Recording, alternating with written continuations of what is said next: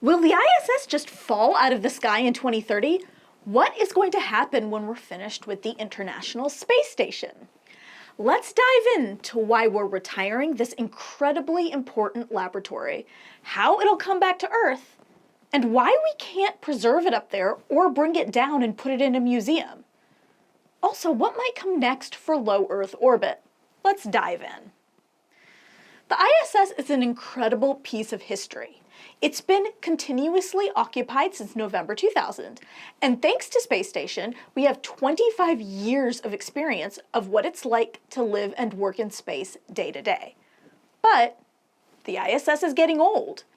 The original core modules were only designed to last 30 years, and by 2030, which is when the ISS is scheduled for deorbit, we'll be at 32 years. A lot of the original components are starting to show wear and tear.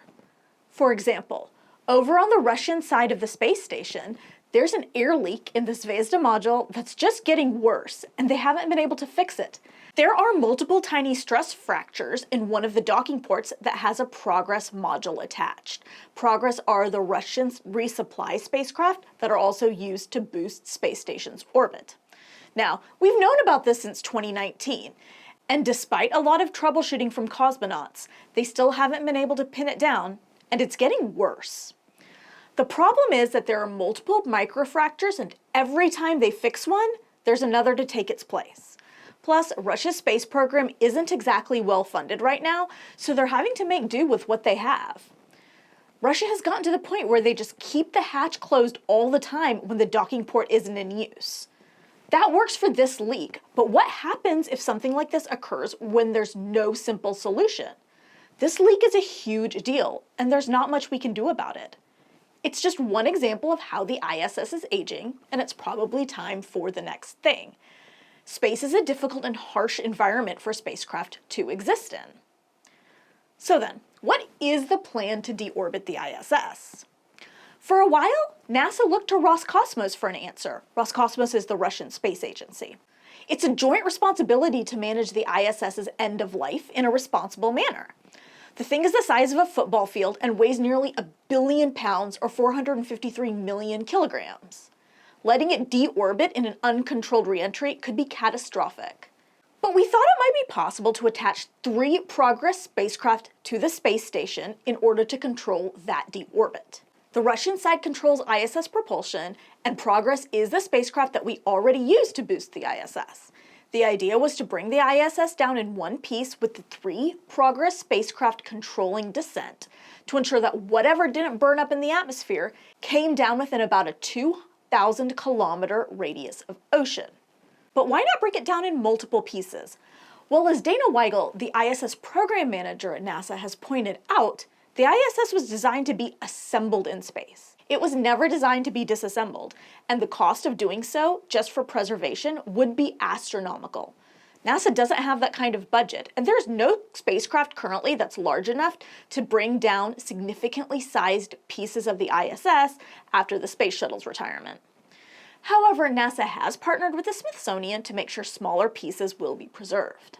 For the same reason, they couldn't just replace the oldest modules and continue operating the ISS.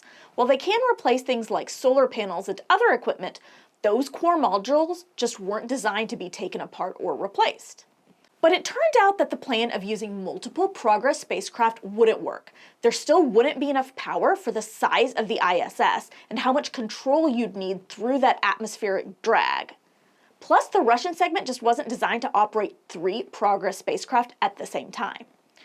So the international partners agreed that NASA would look for a US company to create a deorbit vehicle. Nothing we currently have is powerful enough to do the job. You need a lot of engines and a ton of propellant for this. Plus, existing spacecraft designed for the ISS are dependent on functional space station systems once they dock. The deorbit vehicle won't have that, so it would need to be more independent. NASA highlighted that they wanted the design to be based on flight-proven hardware. Basically, they wanted an iteration of something that was already flying in space or had previously flown successfully, rather than an entirely new design from an entirely new company. It's not surprising that SpaceX was awarded the contract. They really do have the most successful spacecraft program right now. According to the source selection statement for the contract, there was only one other bid, Northrop Grumman, and their proposal was more expensive with both a lower mission suitability score and lower past performance rating. This vehicle, called the US Deorbit vehicle, or USDV, will be an expendable spacecraft based on the existing Dragon 2 cargo spacecraft. This is an illustration from SpaceX of what the USDV will look like. You can see the trunk is much larger than on a regular Dragon. The trunk, by the way, is what's been the subject of a lot of discussion lately because it hasn't been fully burning up in the atmosphere, and large, heavy pieces of debris have been found from Crew Dragon reentries. For more on that, check out my video. As an update, SpaceX is solving the problem by jettisoning the trunk after the deorbit burn instead of before and moving splashdown to the Pacific Ocean. Back to USDV. SpaceX will use a regular Dragon cargo vehicle, but the trunk will be new and much, much larger, more like a service module of a spacecraft. It will have propulsion, propellant tanks, avionics, power generation, and thermal hardware. There will be 46 total Draco engines on the spacecraft. 16 will be on the capsule already, as they always are, but a normal Dragon trunk doesn't have any engines. This one will have 30, with an estimated 4 times the amount of thrust that a regular Dragon has. If you're wondering why SpaceX didn't put forward Starship for this, it's actually too powerful. They don't want to break apart the ISS prematurely because of the stress Starship would put on the ISS when docked and firing its engines. Okay, let's talk about deorbit schedule and location. They haven't decided precisely where the ISS will go, somewhere in the ocean, very possibly the South Pacific Ocean, but that hasn't been determined yet. Much of it will burn up on the way down. Modeling suggests that the debris that will hit the ocean will be small. There are variables out of NASA's control in terms of timing, but the current plan is for the end of life to be at the end of 2030, with splashdown in January of 2031. That would put the launch date of USDV at 2028 to early 2029, about a year and a half before the end of life. Likely on a Falcon Heavy or other heavy lift rocket, maybe Starship, or even ULA's Vulcan, because a regular rocket won't cut it with the amount of propellant USDV has to take up there. The last ISS crew will actually start descent with the space station. The USDV will head up while the station is still crewed, and astronauts will be able to check out the vehicle thoroughly and put it through its paces. The last crew will abandon the ISS about 6 months before re-entry. This is sad to talk about. NASA doesn't want anyone on the station once it hits 330 kilometers or 205 miles altitude because things will stop working properly. They'll let atmospheric drag do as much of the deorbit work as possible to conserve propellant, and then the USDV will perform a massive re-entry burn to ensure that the ISS deorbits safely, and whatever debris is left is confined to the target area. So, a fair question is, can this whole thing be delayed? Yes, it can. That will, of course, depend on NASA finding budget to extend operations, but Ken Bowersox, who is the Associate Administrator of NASA's Space Operations Mission Directorate, made it clear that NASA does not want to deorbit the ISS without the next generation of space stations in place. They want there to be some overlap in low Earth orbit of ISS and commercial space stations. NASA is working with private partners on these low Earth orbit space stations. This includes Blue Origin, Axiom Space, Starlab LLC, and there are others in development as well.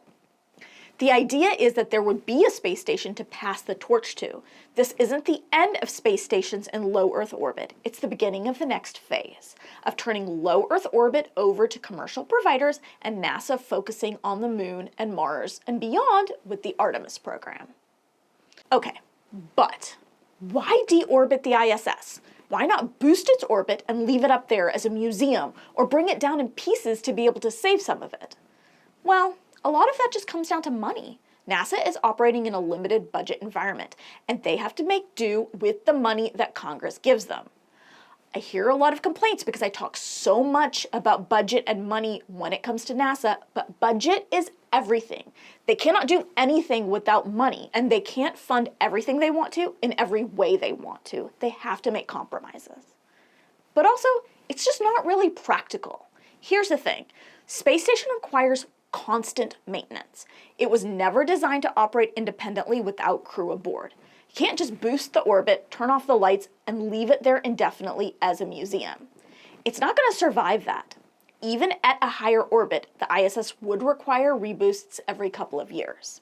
And NASA, Roscosmos, and other international partners have to handle this responsibly, rather than just leaving it there and hoping for the best.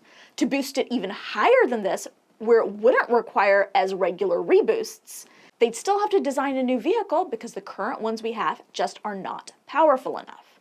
And there would also be the problem of getting back there in a timely manner. At this point, most ISS vehicles are designed around reaching the ISS at its current altitude, 257 miles or 415 kilometers up, in terms of engine power and propulsion tank size. And as I mentioned, they depend on the ISS's functional, fully working systems, which wouldn't be the case if there was nobody aboard to maintain those systems.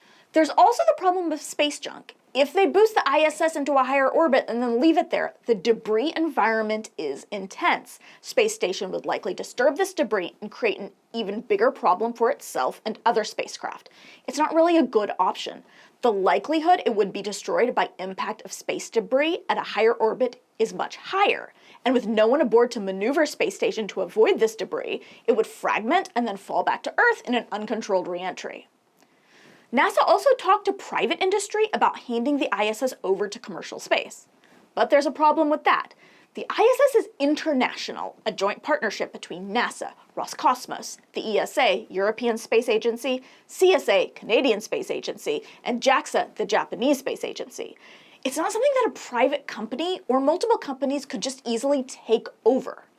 And NASA did ask commercial companies if they'd want to take and reuse parts of the ISS. And the answer was no, which honestly isn't surprising. Much of the ISS infrastructure is 1990s era technology. We've come a long way since then, and commercial space would rather use the latest technology than this legacy hardware. And all of that is just all about I have to say about deorbiting the ISS, SpaceX's USDV, and what is next for low Earth orbit. Thank you for watching. I am Swapna Krishna, and this is Ad Astra.